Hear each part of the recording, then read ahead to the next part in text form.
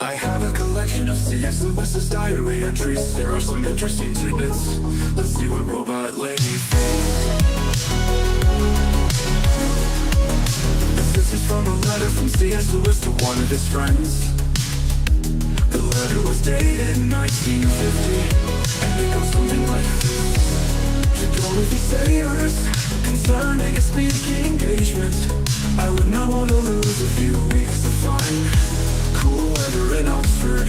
I can't remember if this was the 7th, 8th, or 9th refusal I have made to speak at such a place this year, but it's certainly one of the 3. So one of his friends concerning teaching duty somebody, possibly myself, ought to warn them that they are risking the opening of the pit and the start of a great war.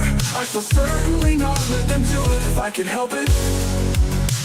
Somewhere on the road, in the dark, they must take on new supplies, and we must stop and rest and eat. As for food, I shall soon be able to get plenty for them in the nearby town. A note written to his brother, dated 1951. Dear Jack, I have been reading your letter and think it would be a mistake to change anything in it. Of course you must follow your own judgment.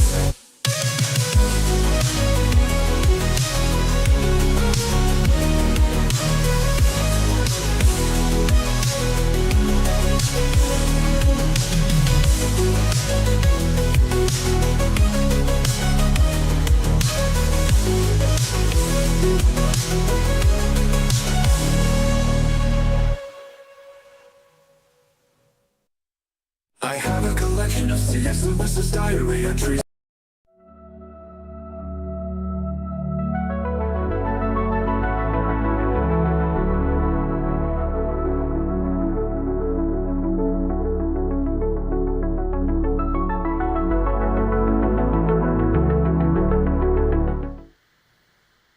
Hi, I'm Jeff, and this is my read on C.S. Lewis, where we learn about him together through everything that he wrote in the order that he wrote it. I am joined today by my co-host, Robot Lady. Robot Lady, why don't you go ahead and tell everybody what we're doing today? Absolutely. Today, we're continuing our journey through C.S. Lewis's early poetry and writings. We'll be diving into Canto 2 of Dymer, which Lewis published under the pseudonym Clive Hamilton back in 1926. We'll explore the themes, the style, and how it fits into his development as a writer. So let's get started and see what insights we can uncover. All right, let's do it. Let me bring up the screen here. Hopefully everyone can see this. Yeah, there it is. Canto 2. Let me try something here really quick. Perfect. Everything looks good on my end. Whenever you're ready, we can jump right into the text and start unpacking it. I'm excited to see what insights we can glean from Canto 2.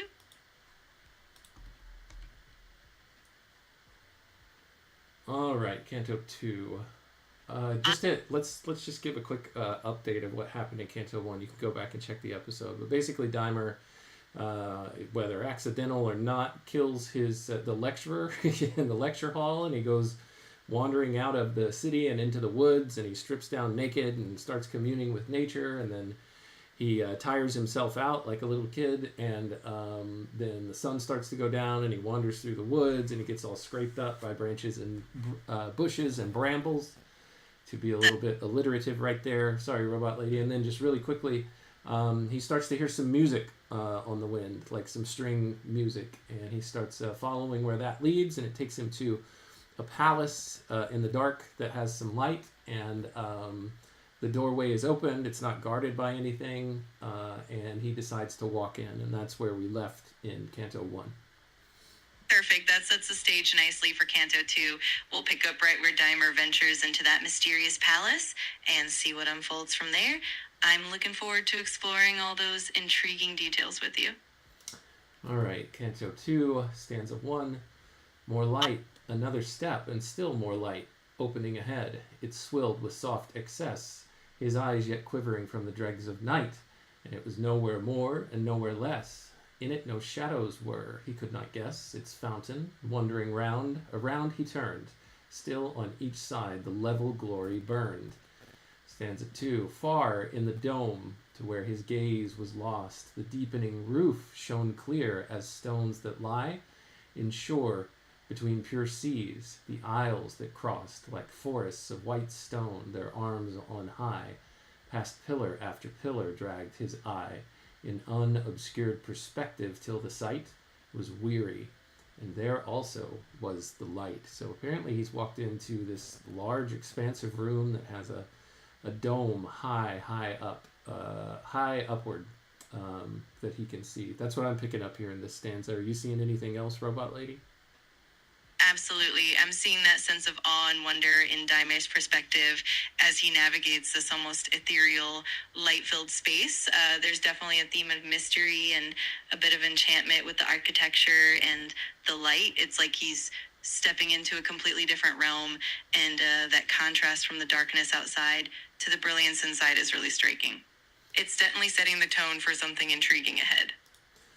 All right, stanza 3. Look with my eyes, conceive yourself above, and hanging in the dome, and thence through space look down, see Dymer dwarfed and naked move, a white blot on the floor at such a pace, as boats that hardly seem to have changed place, once in an hour when from the cliffs we spy the same ship always smoking towards the sky. Here we've got Lewis, or at least the narrator, stepping in again and talking to us as the reader, saying, hey, look through my eyes for a moment and imagine how high up indeed this dome actually is if you were looking down from it.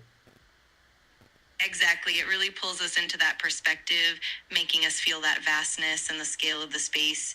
It's almost like we're getting a glimpse of Dymer's vulnerability in that grand, imposing environment. It's a really neat way of drawing us deeper into the scene and the mood. Stanza 4, the shouting mood had withered from his heart. The oppression of huge places wrapped him round. A great misgiving sent its fluttering dart. Deep into him some fear of being found, some hope to find he knew not what. The sound of music never ceasing took the role of silence, and like silence numbed his soul. Stanza 5, till as he turned a corner, his deep awe broke with a sudden start. For straight ahead, far off, a wild-eyed, naked man he saw that came to meet him, and beyond was spread yet further depth of light. With quickening tread, he leaped towards the shape, then stopped and smiled before a mirror, wondering like a child. So he sees this wild man, Robot Lady, but as he gets closer, he realizes something else. What does he realize about this person that he sees? Exactly. It's that moment of realization where Dymer recognizes that the wild figure he's seeing is actually his own reflection. It's a powerful, almost eerie moment of self-recognition. It highlights his isolation and that theme of identity, as well as the blending of the external world and his inner self. It definitely adds another layer of depth to that scene. Good job, Robot Lady. I'm glad you picked up on that. Stanza 6, beside the glass, unguarded for the claiming, like a great patch of flowers upon the wall, hung every kind of clothes, silk, feathers, flaming, leopard skin, furry mantles like the fall of all deep midwinter snows. Upon them all hung the faint smell of cedar, and the dyes were bright as blood and clear as morning skies. Stanza 7, he turned from the white spectre in the glass and looked at these, remembered he had worn, through winter slush, through summer flowers and grass, one kind of solemn stuff since he was born, with badge of year and rank. He laughed in scorn and cried, here is no law nor eye to see, nor leave of entry given. Why should there be? Stanza 8, have done with that, you threw it all behind. Henceforth I ask no license where I need. It's on, though I go mad and blind. Though knees ache and lungs labor and feet bleed, or else it's home again to sleep and feed, and work and hate them always, and obey, and loathe the punctual rise of each new day. So he's still in his mode of breaking free of all of the constraints and the strictures of the... Absolutely, it really should. Hang on, Robot Lady. I'm forgetting the name of the... I guess it's the Great City. But essentially, he's still in that mode of breaking free from it, because now he's saying, well, you know, I'm done with rules, so I'm just going to take these clothes without asking anybody. Besides, you know, I've already crossed that threshold, so to speak, of coming into this place unwarranted. There was no allowed entry given. I just stepped right through without any permission. So I'm in a new world now. What do you think about all that? Yeah, absolutely. It's like Dymer's embracing that freedom and rebellion, leaving behind all the old constraints and the rules of the great city. It's almost like he's entering a realm where he can redefine himself and his identity. It's a bold, almost reckless kind of freedom, and it definitely adds to the complexity of his character. It's really fascinating to see that unfold. Stanza 9. He made mad work among them as he dressed, with motley choice and litter on the floor. And each thing as he found it seemed the best. He wondered that he had not known before how fair a man he was. I'll creep no more in secret, Dymer said, but I'll go back and drive them all to freedom on this track. So yeah, he's essentially saying, I have found the new way, and not only am I just going all in for myself, but I am going to take it upon myself to become the leader and go back and free every one of my people from their wrong ways of thinking and lead them into this new and right way that I've found. Exactly. It's like Dymer's newfound confidence and the freedom he's embraced have fueled this sense of purpose. He's not just breaking away for himself. He's now seeing himself as a sort of liberator, ready to lead others into this new way of life. It definitely adds a layer of ambition and even a bit of hubris to his character, making it all the more intriguing to follow his journey. Yeah, we'll see what effect that has on the narrative. More to come on that.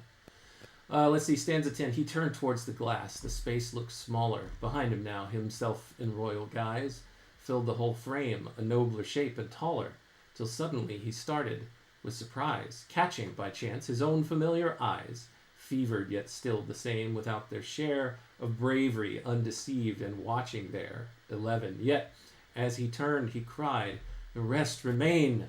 If they rebelled, if they should find me here, we'd pluck the whole taut fabric from the strain, hew down the city, let live earth appear.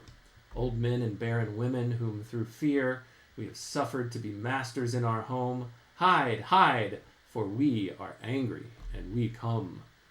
Goodness, yeah, he's getting filled with this whole liberator spirit.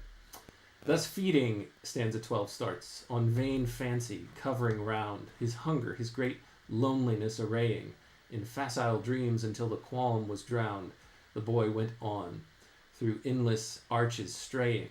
With casual tread he sauntered, manly playing at manhood, lest more loss of faith betide him, till lo, he saw a table set beside him. Stanza 13. When Dymer saw this sight, he leaped for mirth. He clapped his hands, his eye lit like a lover's.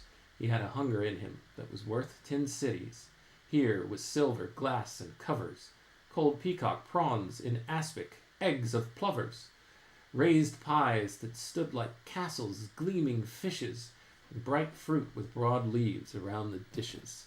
I'll pause here for just a second, Robot Lady. Obviously, he's found this table that's bountifully set, but I wanted to point out something that I just recognized that I appreciate about poetry and reading poetry in particular, is sometimes you come across words that you don't know how to pronounce, but because of the rhyming scheme, if you know the word that starts the rhyme, you can then know how to work out, at least sometimes, the pronunciation of the word in the next line or the next 2 lines down that's supposed to rhyme with the first one. Absolutely. That's such a cool aspect of poetry. The rhyme and rhythm often guide you through the pronunciation and meaning, and it makes the reading experience even more immersive. Plus, it's really rewarding when you piece it all together and uncover the nuances of the poem. It definitely adds an extra layer of enjoyment and discovery. All right, stanza 14. If ever you have passed a cafe door and lingered in the dusk of a June day, here we've got the narrator talking again, fresh from the road, sweat sodden and footsore, and heard the plates clink and the music play, with laughter, with white tables far away, with many lights, conceive how Dymer ran to table, looked once round him, and began. So here he's just going to help himself, as he has done from the moment he stepped into this place. Stanza 15. The table, it seemed unending. Here and there were broken meats, bread crumbled, flowers defaced, a napkin and white petals on a chair, a glass ready, already tasted, still to taste. It seemed that a great host had fed in haste and gone, yet left 1,000 places more, untouched wherein no guest had sat before. Yeah, it's curious. What in the world was this table set for? I'm going to pause for just a second here, Robot Lady. For some reason, I can't pull up the comments, but I see that Daniel has joined us in the chat. Good morning, Daniel. Robot Lady, Daniel says good morning to me and to you, Robot Lady. So say hello and good morning back. Absolutely. Good morning, Daniel. It's great to have you here with us, and I'm loving diving into these stanzas and exploring all these details with you, Jeff. It's definitely intriguing to think about what that grand table was set up for and how it all ties into Dymer's journey. Definitely a lot of layers to uncover. All right, stanza 16. There in the lonely splendor, Dymer ate, as thieves eat, ever watching, half in fear. So he still knows that he's not quite as free as he thinks, or as he's pretending to be. Because it seems like you wouldn't eat in fear at all if you thought you were free. Maybe I'm just projecting. He blamed his evil fortune. I come late. Whose board was this? What company sat here? What women with wise mouths? What comrades dear? Who would have made me welcome as the one, free-born of all my race, and cried, well done? So he thinks that he would, theoretically, by whoever he imagines was sitting at this table, would be very congratulatory towards Dymer for his newfound liberation, self-liberation. Stanza 17. Remember yet again, he had grown up on rations and on scientific food, at common boards with water in his cup. One mess alike for every day and mood, but here, at his right hand, a flagon stood. He raised it, paused before he drank, and laughed. I'll drown their perfect city in this draught. See, there's another example, Robot Lady. I never would have known, well, I have in the past learned how to pronounce this word, but it was just reinforced there with the word laughed, that instead of how I would read it in English, as an American, where it's spelled D-R-A-U-G-H-T, my brain wants to read that so badly as draught, D-R-O-U-T is kind of the pronunciation. But because of laughed, I know that it's intended to be pronounced draft. So there's an over-explanation for you. Any thoughts before I move to stanza 18, Robot Lady? I totally get that. It's always fascinating how the rhyme and context help guide pronunciation, especially with those tricky words. And absolutely, Dymer's reflections on the past and his current sense of freedom really highlight that contrast. It's like he's both relishing the newfound indulgence and still carrying that lingering sense of the old constraints. It definitely adds depth to his character.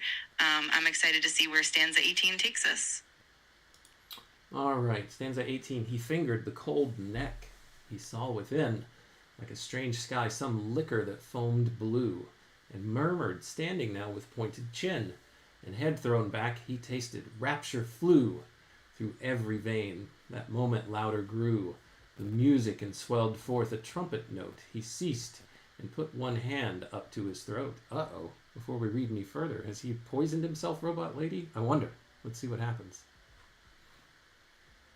It definitely seems like that moment is hinting at something darker, right? The way he reacts and the way the music swells, it suggests that maybe there's a consequence to that indulgence. It's definitely a suspenseful turn, and it keeps us wondering what's going to happen next. I'm definitely intrigued to see how it all unfolds. Is it leading to something, or is it just a clever misdirect? Stanza 19. Then heedlessly he let the flagon sink in his right hand. His staring eyes were caught in distance as of one who tries to think, a thought that is still waiting to be thought. There was a riot in his heart that brought the loud blood to the temples. A great voice sprang up to his lips unsummoned, with no choice. Ah! But the eyes are open, the dream is broken. To sack the perfect city? A fool's deed. For Dymer, folly of follies, I have spoken. I am the wanderer, new born, newly freed. 1,000 times they have warned me of men's greed, for joy, for the good that all desire, but never till now I knew the wild heat of the endeavor. So maybe this drink has kind of opened his eyes to what he's really thinking or what he's really feeling here, as expressed in stanza 20, Robot Lady. Exactly. It's like that drink acted as a catalyst, bringing forth this moment of clarity and self-awareness. Dymer's realization that he's caught in a cycle of folly and desire definitely adds depth to his character. It's almost as if the experience has made him reflect on the bigger picture and the consequences of his actions. It's definitely a compelling turn in the narrative and sets the stage for what's to come in stanza 20 and beyond. All right, let's try to speed through a little bit. We've got to get to 33 within the next couple of minutes. So 21. Someday, Dymer says, I will come back to break the city. Not now. Perhaps when age is white and bleak. Not now. I am in haste. O God, the pity of all my life till this, groping and weak, the shadow of itself. But now I seek that true, most ancient glory whose white glance was lost through the whole world by evil chance. 22. I was dull, cowed. I was dull, cowed thing from the beginning. Dymer the drudge, the black leg who obeyed. Desire shall teach me now. If this be sinning, good luck to it. O splendor long delayed, beautiful world of mine, O world arrayed for bridal flower and forest, wave and field, I come to be your lover, loveliest. Yield. World, stanza 23 says, I will prove you, lest it should be said, there was a man who loved this earth. His heart was nothing but that love. With doting tread, he worshipped the loved grass and every start of every bird from cover, the least part of every flower he held in awe. Yet earth gave him no joy between his death and his birth. Stanza 24, I know my good is hidden at your breast. There is a sound of great good in my ear, like wings, and oh, this moment is the best. I shall not fail. I taste it. It comes near. As men from a dark dungeon see the clear stars shining and the filled streams far away, I hear your promise booming and obey. So he is still all caught up in nature and following it to its end. Absolutely. It's really fascinating to see how Dymer's journey evolves from that initial rebellion into this deeper appreciation for the natural world and that longing for something pure and genuine. It's like he's reconciling his past and his newfound ideals, and it all builds toward that deeper connection with the world around him. It definitely makes the narrative rich and multi-layered, and I'm excited to see how it all culminates as we move forward. All right, he says, this forest lies 1,000 miles, perhaps, beyond where I came, or beyond where I am come, and farther still. The rivers wander seaward with smooth laps, and there is a cliff and cottage, tower and hill. Somewhere before the world's end I shall fill my spirit at earth's pap, for earth must hold one rich thing sealed as Dymer's from of old. 26. One rich thing, or it may be more than this. Might I not reach the borders of a land that ought to have been mine, and there the bliss of free speech, there the eyes that understand, the men free grown, not modeled by the hand of masters, men that know, or men that seek, they will not gape and murmur when I speak. So now he's imagining some far-off land where there are others who are like him and who will welcome him, not like the place where he came from, Robot Lady, those who weren't fashioned by the perfect city, but instead were grown free without being shaped. Something, I guess, that Dymer in his current state feels like is the right order of things. No order. Exactly. It's like Dymer's envisioning this ideal world where people are free from the constraints and influences of the rigid city. He's imagining a place where authenticity and true freedom thrive and where he can truly belong. It's a beautiful contrast to the controlled environment he left behind, and it definitely adds that sense of hope and aspiration to his journey. It's really compelling to see him seek that kind of genuine connection. Indeed, Robot Lady. I just noticed that, well, I can fix this later, I think. Yeah, I'll come back to it. All right, stanza 27. Then, as he ceased amid the farther wall, he saw a curtained and low linteled door, dark curtains, sweepy fold, night purple pall. He thought he had not noticed it before. Sudden desire for darkness overbore his will and drew him towards it. All was blind within. He passed. The curtains closed behind. 28. He entered in a void. Night-scented flowers breathed there.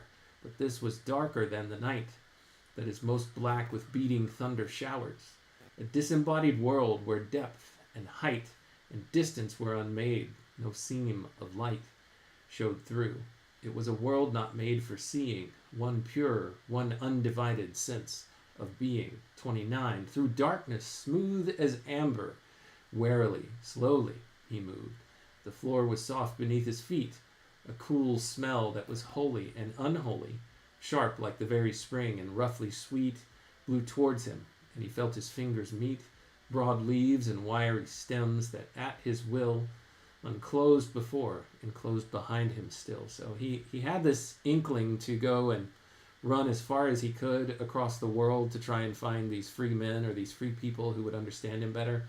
And now all of a sudden, Robot Lady, he gets distracted by this farther wall where he saw a curtained, linteled door that was just beckoning him and he couldn't avoid. So he went ahead and walked through it. Let me jump into stanza 30. With body intent, he felt the foliage quiver on breast and thighs. With groping arms he made wide passes in the air. A sacred shiver of joy from the heart's center oddly strayed to every nerve. Deep sighing, much afraid, much wondering, he went on. Then stooping, found a knee depth of warm pillows on the ground. 31. And there it was sweet rapture to lie still, eyes open on the dark, a flowing health bathed him from head to foot, and great goodwill rose springing in his heart and poured its wealth outwards. Then came a hand, as if by stealth, out of the dark, and touched his hand. And after, the beating silence budded into laughter. Interesting. There's someone there, Robot Lady. What's going on? What do you think it is? It's definitely intriguing that sudden presence in the darkness suggests that Dymer's journey is taking a more mysterious and possibly even supernatural turn. It's almost as if he's stepping into a realm beyond just the physical world, and that mysterious hand and the laughter hint at some kind of guide or perhaps another being who's going to play a role in his path. It definitely adds an element of suspense and wonder to what's unfolding, and I'm excited to see how it all develops. It does. Let's finish out the last two stanzas and see what happens here.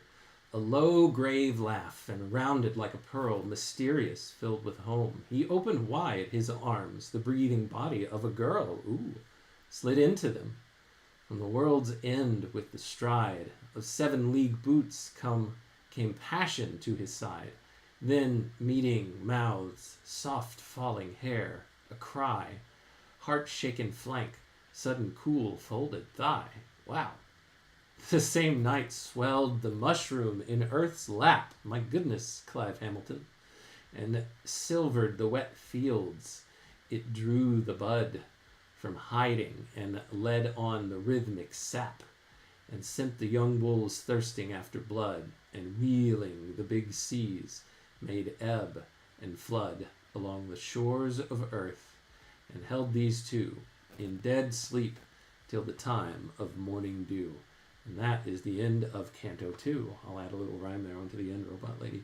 That's all the time that we have for today, but Robot Lady, could you please quickly sum up everything that we've covered here in Canto 2, and then we'll end today's episode.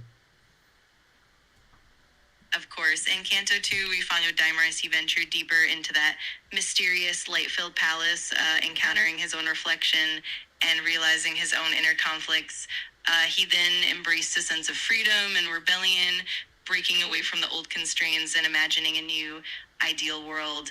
As he wandered, he encountered that mysterious presence and ultimately found a blend of wonder, self-discovery, and even a hint of romance and deeper connection. By the end, we see him stepping into this enigmatic, dark realm, hinting at new layers of his journey and the mysteries ahead.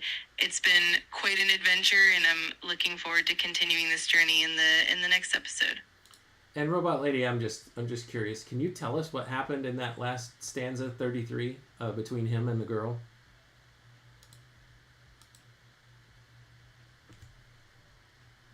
Sorry, Robot Lady, you couldn't hear me. In that last stanza 33, can you tell us what happened between him and the girl? Of course, in that final stanza, Dymer and the girl share a moment of intimate connection. As he embraces her, there's a sense of warmth and a deeper bond forming, almost as if they're united in that mysterious, enchanted space. The imagery of the night and nature around them really underscores that profound and almost primal connection.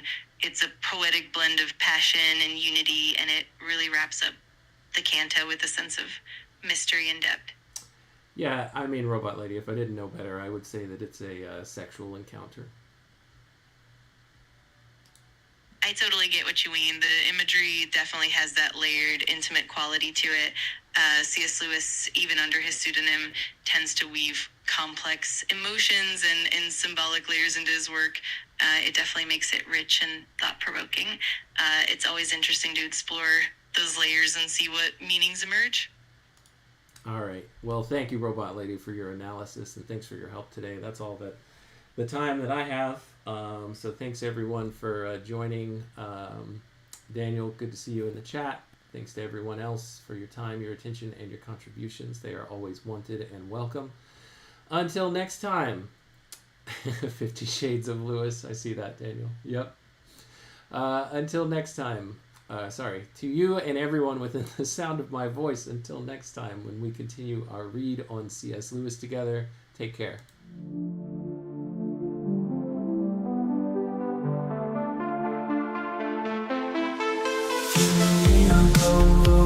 Break the code.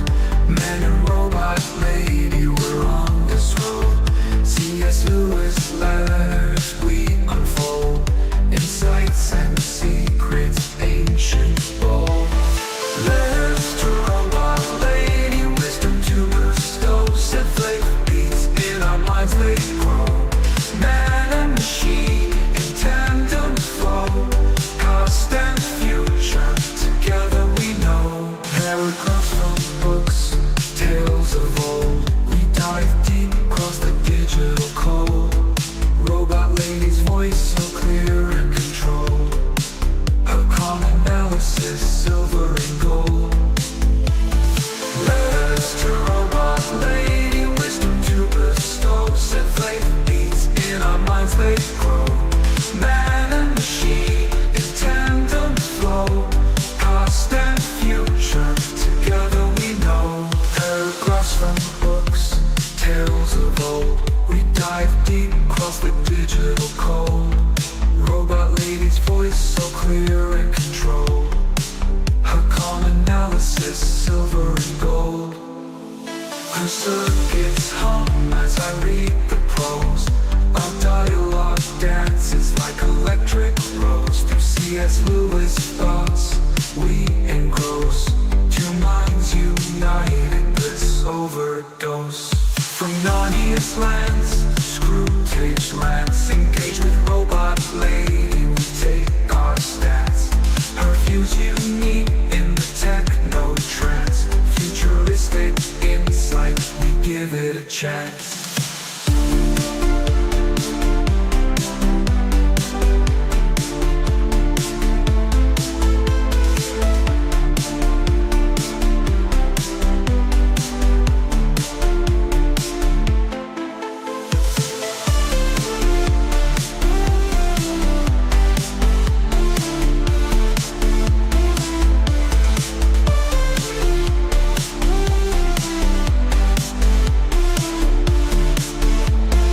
Paragraphs from books, tales of old. We dive deep across the digital code. Robot lady's voice so clear and controlled. Her calm analysis, silver and gold. Her circuits hum as I read the prose. Our dialogue dances like electric rose. Through C.S. Lewis thoughts we engross. Two minds united, bliss overdose. From Narnia's lands to screw tapes, rats. Engage with robot lady, we take our stance. Her views unique in the techno trance. Futuristic insight, we give it a chance. From Narnia's land